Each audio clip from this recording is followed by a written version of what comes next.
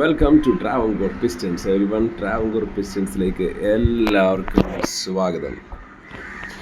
നമ്മുടെ ജിമ്മി ഇറങ്ങിയിട്ടുണ്ട്, അതാണ് വിശേഷം. അതിന് പുറമെ എല്ലാവർക്കും എൻ്റെ ഹാപ്പി ഓണം ആശംസകൾ. അപ്പോൾ ജിമ്മി ഇറങ്ങി, നമ്മൾ വണ്ടി വൈകുന്നേരം വീട്ടിൽ കൊണ്ടുവന്നു.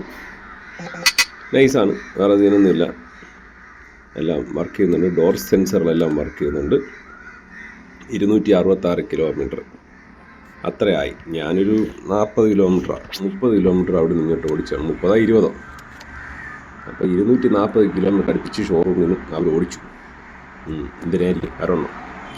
അപ്പം നമുക്ക് ഈ ഫോർമാറ്റൊക്കെ കിട്ടി. വലിയ മാറ്റല്ലേ എങ്കിലും ഓക്കെ, തൽക്കാലം. കാരണം അത് നമുക്ക് കോംപ്ലിമെൻ്റായിട്ട് തന്നതല്ലേ. കോംപ്ലിമെൻ്റായിട്ട് നമുക്ക് മാറ്റ് തന്നു, ഫോഗ് ലൈറ്റ് തന്നു, പിന്നെ സൈഡ് ക്ലേഡിങ് തന്നു. അപ്പോൾ yes, coming to the topic. നമ്മൾ ഇന്ന് ഡിസ്കസ് ചെയ്യാൻ പോകുന്നത് ടയറിനെ കുറിച്ചാണ്. അതായത് നമ്മൾ ജിമ്മിയുടെ കൂടെ കിട്ടുന്നത് 195 17-15 ആണ്. എനിക്കത് കണ്ണെടുത്താൽ കണ്ടുകൂടാ, കാരണം ജിമ്മിയുടെ ലുക്കേ കളയുന്നത് ആ കണ്ണാപ്പി ടയറാണ്. Some say that stock is good, but I don't care at all. അപ്പം ഞാൻ വണ്ടി വരുന്നതിന് മുമ്പേ തന്നെ നമ്മൾ ടയർ ഓർഡർ ചെയ്തു. സാധനം ഏതോ ഒരു ടയർ ഡോക്ടർ അങ്ങനെ എന്തോ ഒരു വെബ്സൈറ്റിൽ നിന്നാണ് ഞാൻ ഓർഡർ ചെയ്തത്. ഒരാഴ്ച എടുത്തു, പക്ഷെ സാധനം കിട്ടി. എനിക്ക് എല്ലാം കൂടെ 37 ചില്ലറയ്ക്കാണ് ടയർ കിട്ടി. അപ്പം 37/5 എന്ന് പറയുമ്പോൾ തന്നെ അറൗണ്ട് മാക്സ് 7x5 35. 7000 ചില്ലറ ആയുള്ളൂ, 8 രൂപ ആയില്ല. 7500 ചില്ലറയ്ക്ക് കിട്ടി. അത് ലാഭമാണ്. കാരണം ഞാനിവിടെ തമ്പാൻ്റെ നമ്മുടെ ട്രിവാൻഡ്രത്ത് കാരപ്പറപ്പിൽ അവിടെ ഇവിടെ അന്വേഷിച്ചപ്പോഴത്തേക്കൊക്കെ they are quoting me more than 8,000, 8,200 അങ്ങനെയൊക്കെയാണ് വില അവർ ചോദിച്ചുകൊണ്ടിരുന്നത്. അപ്പോൾ അത് മോശം, മനസ്സിലായി. അത് അത്രയ്ക്കുള്ള റേറ്റൊന്നും ഇല്ല ഒരു ടയറിന്. പിന്നെ അപ്പോളോ ഈ പറഞ്ഞ മോഡൽ അപ്തേര 225 70-15 എന്ന് വെച്ച് കഴിഞ്ഞാൽ ഇറ്റ് ഈസ് ഗുഡ്. കാരണം നല്ല റിവ്യൂ ഇതിനെക്കുറിച്ച് നമ്മുടെ ടീം BHPയിലും അതുപോലെ തന്നെ ബാക്കി ഓഫ് റോഡേഴ്സും എല്ലാം നല്ല റിവ്യൂ തന്നിട്ടുണ്ട്. So I thought okay fine, I will buy this one. രണ്ടും കൽപ്പിച്ചങ്ങ് വാങ്ങിച്ചു. അപ്പം ഷോറൂമിൽ ഇറക്കുന്ന സമയത്ത് ഇത് സെറ്റ് ചെയ്യാൻ പറഞ്ഞിട്ടുണ്ട്. പിന്നെ അവർക്ക് അങ്ങനെ ഒരു ഓപ്ഷൻ ഇല്ല. അത് മേനൊക്കെ ഞാൻ ഇനി പോയിട്ട് ഞാൻ എടുത്തുകൊണ്ട് അല്ലെങ്കിൽ മനസ്സിലായത് അങ്ങനെ പോയി സെറ്റ് ചെയ്ത്. അപ്പോൾ അവിടെ നിന്ന് ഇതൊക്കെ ഇട്ടങ്ങ് ഇറക്കാമെന്ന് പിന്നെ വിചാരിച്ച് വേണ്ട, കുഴപ്പമില്ല. ഒരു ദിവസം നമുക്ക് സ്റ്റോക്ക് ഇട്ട് ഒരു ദിവസം ഒന്ന് ഓടിച്ച് നോക്കാമല്ലോ. അപ്പോൾ ഇന്ന് രാത്രിയിൽ ഞാൻ വീട്ടിൽ എത്തിയപ്പോൾ 9 മണിയായി. അപ്പോൾ ഇന്ന് ടയർ മാറ്റാൻ നടക്കത്തില്ല. കടയൊന്നും ഇവിടെ അടുത്തൊന്നും ഇല്ല. കാരണം ബാലൻസിങ് ആണ്, അലൈൻമെൻറ്റ് ചെയ്യേണ്ട ആവശ്യം വരത്തില്ല. അപ്പോൾ വീൽ ബാലൻസിങ് ഒക്കെ ചെയ്യണം. അപ്പം ഞാൻ വിചാരിച്ച് സ്ലോ ആൻഡ് സ്റ്റഡി റിലാക്സ്, ഒരു ദിവസം സ്റ്റോക്കിൽ വണ്ടി ഒന്ന് എൻജോയ് ചെയ്യട്ടെന്ന് വിചാരിച്ചു. അപ്പോൾ സാധനം എല്ലാം തട്ടിക്കൂട്ടി ബാക്കിൽ കയറ്റിയിരിക്കുകയാണ്. ഇതൊക്കെ ഇതിനൊരു കവർ കിട്ടും, വാങ്ങിക്കണം. 1000 രൂപയുണ്ട്. ഇത് ഭയങ്കര ഓപ്പണാണ്. ഇവന്മാർ ചെറിയ കാര്യങ്ങളൊന്നും മാരുതി ശ്രദ്ധിച്ചിട്ടൊന്നുമില്ല. ഇത് ഭയങ്കര ഓപ്പണായിട്ടിരിക്കുക. ഇത് ജസ്റ്റ് ഒരു പ്ലാസ്റ്റിക്കിൻ്റെ ഒരു എൽ ഷേപ്പ് ഒരു സാധനം വരും. അത് വാങ്ങിച്ച് നമുക്ക് ഇതിൽ സെറ്റ് ചെയ്ത് കഴിഞ്ഞാൽ ഇതങ്ങ് കവേർഡായിട്ടിരിക്കും. ഇത് വലിയ ആവശ്യമുള്ള കാര്യമൊന്നുമല്ല ഇപ്പോൾ. കാരണം ഇഷ്ടംപോലെ സാധനങ്ങളൊക്കെ ബാക്കിലൊക്കെ ഇട്ട് കഴിഞ്ഞാൽ അങ്ങോട്ടും ഇങ്ങോട്ടും കിടന്ന് തട്ടിയാൽ ചിലപ്പോൾ ചീത്തയാവും, ചിലപ്പോൾ അത് പൊട്ടാനൊക്കെ സാധ്യതയുണ്ട്. എന്നിട്ട് അതെന്തോ അല്ലേ ഉണ്ട്, ഡോറിൻ്റെ സ്വിച്ച്, സെൻസർ സ്വിച്ച് അവിടെ അല്ല. ഓക്കെ, ഇത് ബാക്കിലൊരു ലൈറ്റ് വരുന്നുണ്ട്. It's nice. എന്തായാലും ഈ വാം ലൈറ്റെല്ലാം മാറ്റി വൈറ്റ് ലൈറ്റ് ആക്കണം. കാരണം എനിക്ക് വാം ലൈറ്റ് അങ്ങോട്ട് പിടിക്കുന്നില്ല. ഓക്കെ, ഞാൻ ടയറെല്ലാം നമ്മുടെ സീറ്റ് മടക്കാതെ ഞാൻ വെച്ച ആദ്യം. അപ്പോൾ അത് സെറ്റായില്ല. പിന്നെ അവസാനം ഞാൻ ബാക്കിലത്തെ സീറ്റ് രണ്ടും മടക്കി വെച്ചപ്പോഴത്തേക്ക് സെറ്റായി. എല്ലാം കറക്റ്റ് ഒതുങ്ങി അതിനകത്ത് കൊണ്ട്. നമ്മുടെ പയ്യൻ നമ്പർ ഇതാണ് 8810. ഇതാണ് സ്റ്റോക്ക് ടയർ വരുന്നത്. പക്ഷെ ഞാൻ വേറെ കാര്യം പറയാം. ഞാൻ മനഃപൂർവ്വം അലോയുള്ള മോഡൽ എടുക്കാത്തതാണ്. കാര്യം വെച്ചാൽ ഒന്നാമത്തെ കേസ്, അലോയുള്ള മോഡലിൽ AC മറ്റേ ക്ലൈമറ്റ് കൺട്രോൾ വരും. പിന്നെ മറ്റേ അത് ഫുൾ ഓപ്ഷനാവും. മറ്റേ ഹെഡ്ലൈറ്റ് വാഷർ വരും, ഡിമ്മിങ് ലൈറ്റ് വരും, കാര്യങ്ങൾ മറ്റേ keyless entry switch, start stop switch, ഇതൊക്കെ വരും. I don't want all those things. നമുക്ക് പ്ലെയിൻ സിമ്പിളായിട്ടൊരു വണ്ടി, അതാണ് ഞാൻ ഉദ്ദേശിച്ചത്. അപ്പോൾ അത് നോക്കി ബേസ് അത് മാത്രമല്ല, these റിംസ് look awesome than these stock alloys. അതുകൊണ്ട് എന്തായാലും നമ്മൾ ഈ റിമ്മൊക്കെ ഭാവിയിൽ മാറ്റി കുറച്ചും കൂടി നൈസർ അലോയ്സ്, കുറച്ച് വെയ്റ്റ്ലെസ് ആയിട്ടുള്ള നല്ല സ്ട്രോങ് അലോയ്സ് നമ്മൾ സെറ്റ് ചെയ്യും. ഓക്കെ, അപ്പോൾ രാവിലെ ഓഫീസിൽ പോയപ്പോഴത്തേക്ക് ഇതെല്ലാം എടുത്തിട്ടുണ്ടാണ് ഇറങ്ങിയത്. അതും എടുത്തുകൊണ്ട് ഇറങ്ങിയിട്ട് നേരെ ഷിഫ്റ്റ് കഴിഞ്ഞ് വണ്ടി എടുത്തുകൊണ്ട് നേരെ നമ്മുടെ കഴക്കൂട്ടത്ത് തന്നെ ഒരു ടയർ ഷോപ്പിൽ പോയി. അതാണ് ഷോപ്പ്. അരുവി കൺസെപ്റ്റ് ഓൺ വീൽസ്, അതാണ് ഷോപ്പിൻ്റെ പേര്. കാരണം ഓഫീസിൽ നിന്ന് ജസ്റ്റ് ഇറങ്ങി ഫ്രണ്ടിൽ ഫസ്റ്റ് എൻ്റർ ചെയ്തതാണ്. കണ്ടപ്പോഴത്തേക്ക് അത്യാവശ്യം ലുക്കൊക്കെ ഉണ്ട്. അത് മാത്രമല്ല, ഞാൻ ഇതിന് മുമ്പ് ഇവിടെ പോയിട്ടില്ല. പണിയാറുന്ന ടീംസൊക്കെയാണ് എന്ന് വിചാരിച്ചു. എൻ്റെ അമ്മ പക്ഷേ വേറൊരു കാര്യം കേട്ടോ, സംഭവമൊക്കെ സെറ്റാണ്. പടപടയെന്ന് സെറ്റ് ചെയ്യാമെന്നൊക്കെ വിചാരിച്ചുകൊണ്ടാണ് വന്നത്. പക്ഷേ 1.5 മണിക്കൂർ ഞാൻ അവിടെ പോസ്റ്റായിരുന്നു. കാരണം അവരെ കുറ്റം പറയാനും പറ്റത്തില്ല. കാരണം സാറ്റർഡേ ഊണ് കഴിക്കുന്ന സമയത്താണ് ഞാൻ പോയത്. അപ്പോൾ അവർ സദ്യയൊക്കെ കഴിച്ച് റിലാക്സ് ചെയ്യായിരുന്നു. പിന്നെ അതൊക്കെ കഴിഞ്ഞ് അവർ വന്ന് ഡീൽ ചെയ്ത്. കാരണം ഇതാണ് സ്റ്റോക്ക് ടയറിൻ്റെ അവസ്ഥ. 195 70 15 സ്റ്റോക്ക്. ഏത് കമ്പനിയുടെ ടയറാണോ ഉണ്ടോ?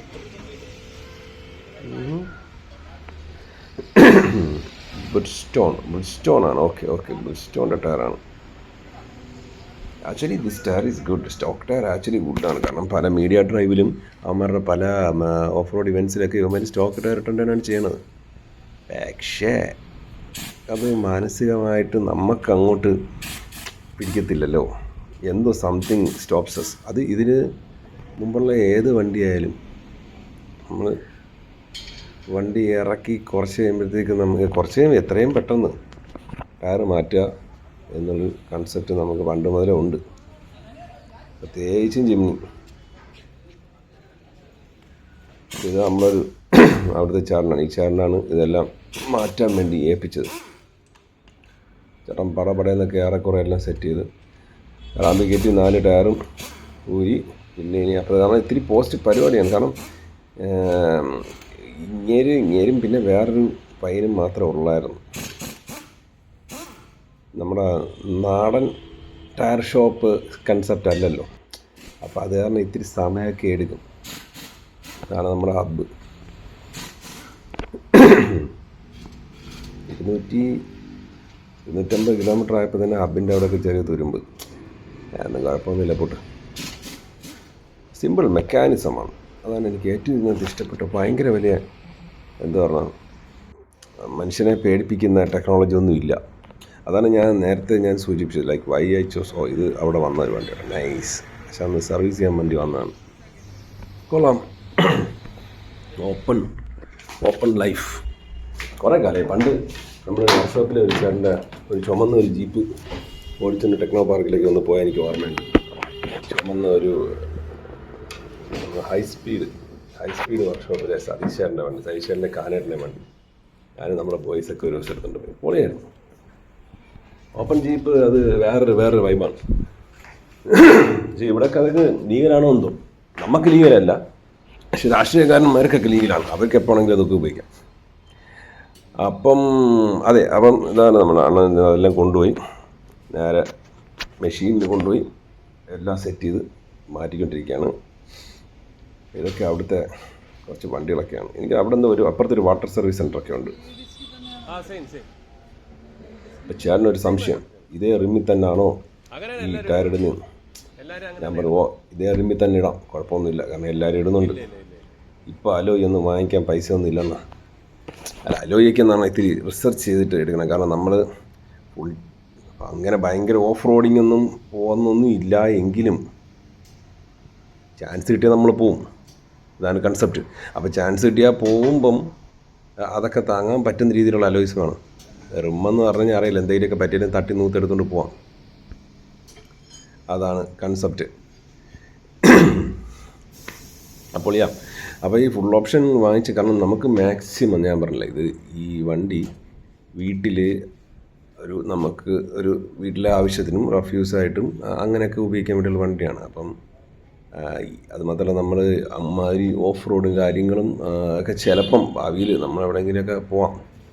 അങ്ങനെ പോവുകയാണെന്നുണ്ടെങ്കിൽ ഞാൻ എപ്പോഴും പറയുന്ന കാര്യം എന്ന് വെച്ച് കഴിഞ്ഞാൽ അതാണ്, അതായത് കഴിയുന്നത്ര ഈ സെൻസേഴ്സും ആവശ്യമില്ലാത്ത ഈ ഇലക്ട്രോണിക്സും എല്ലാം നമുക്ക് ഒഴിവാക്കണം. കാര്യം ഇതൊക്കെ ആദ്യമൊക്കെ നല്ല രസമായിരിക്കും, ഒരു 10,000-30,000 50,000 കിലോ. ഇതൊക്കെ കുറേ കാലം കഴിയുമ്പോഴത്തേക്ക്, പ്രത്യേകിച്ച് നമ്മൾ റഫ്യൂസ് ചെയ്യുന്ന വണ്ടികളൊക്കെ കുറച്ച് കാലം കഴിയുമ്പോൾ ഇതൊക്കെ നമുക്ക് എക്സ്ട്രാ പണിയാണ്. 500, 1000, 2000 വെച്ചൊക്കെ അങ്ങ് പോയിക്കൊണ്ടിരിക്കും. ഇത് മാരുതിയുടെ കാര്യമാണ്. വല്ല ജർമ്മൻ കാർസും ഒക്കെ ആണെന്നുണ്ടെങ്കിൽ അതിൻ്റെ അപ്പുറമാണ് പോകുന്നത്. ഇതിനകത്തും ഉണ്ട് ഹിൽ ക്ലൈംബ് അസിസ്റ്റ്, പിന്നെ ഹിൽ ക്ലൈംബ് അല്ലല്ലോ, ഹിൽ ഡിസൈൻ കൺട്രോൾ, പിന്നെ റിവേഴ്സ് പോകാതിരിക്കാൻ വേണ്ടിയുള്ള സംഭവം. അങ്ങനെ കുറേ മൊണ്ടി കേസുകൾക്ക് അതും കൂടെ വേണ്ട എന്നാണ് എൻ്റെ ആഗ്രഹം. ഈ ABS തന്നെ ധാരാളം, പറഞ്ഞിട്ട് കാര്യമില്ല. പിന്നെ ഇതിനകത്തെ എഞ്ചിനൊക്കെ എനിക്ക് ഭയങ്കര ഇഷ്ടമാണ് കേട്ടോ. കാരണം വെച്ചാൽ ഒരു 1.5 ലിറ്റർ നമ്മുടെ സുസുക്കിയുടെ എഞ്ചിനാണ് പറഞ്ഞത്. അതിൻ്റെ മോഡൽ B7 എനിക്കറിയത്തില്ല, അത് ചെക്ക് ചെയ്യാം.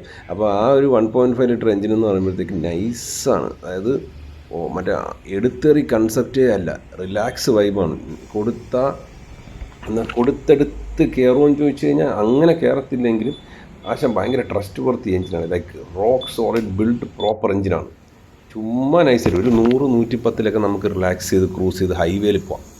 ഇതൊരു ഹൈവേ വണ്ടി അല്ല എങ്കിൽ പോലും, കാരണം നമുക്ക് ഹൈവേ ഓട്ടം ഉണ്ടല്ലോ, നമ്മുടെ വീട് ഹൈവേയിലായതുകൊണ്ട്, എങ്കിലും ഒരു 100 നമുക്ക്, അതുമാത്രം നമ്മൾ അത്രയ്ക്ക് സ്പീഡ് പോകത്തില്ല. കാരണം ഇതിന് മുമ്പുള്ള ഇപ്പോൾ സിവിക്കായാലും പുന്തോയിലായാലും ഇതിന് മുമ്പ് പജേറോ ഒക്കെ ഉണ്ടായിരുന്നു. അപ്പം അതിലൊക്കെ ആയാലും നമ്മളൊരു 80-90 പോകണം. അങ്ങനെ ഹൈ സ്പീഡായിട്ട് നമ്മൾ പോകത്തില്ല.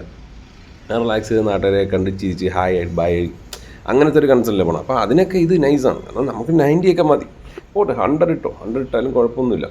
അതിൽ കാശ് നൈസാണ്. കാരണം എനിത്തിങ് ബിയോണ്ട് ദാറ്റ്, അങ്ങനെ ആണെങ്കിൽ നമുക്ക് അങ്ങനത്തെ വണ്ടി എടുക്കാം, അല്ല ടൈഗൂണോ അല്ലെങ്കിൽ സ്കോഡയുടെ അങ്ങനത്തെ വണ്ടിയൊക്കെ എടുക്കാം. പക്ഷേ ഇതൊക്കെ എടുത്താലുള്ള പ്രശ്നം എന്ന് വെച്ച് കഴിഞ്ഞാൽ നമുക്ക് ഇതിൻ്റെ ഒരു കൺസെപ്റ്റിൽ അല്ലെങ്കിൽ ഇതിൻ്റെ ഒരു രീതിയിൽ നമുക്ക് മെയിൻറ്റെയിൻ ചെയ്ത് കൊണ്ടുനടക്കാൻ പാടായിരിക്കും.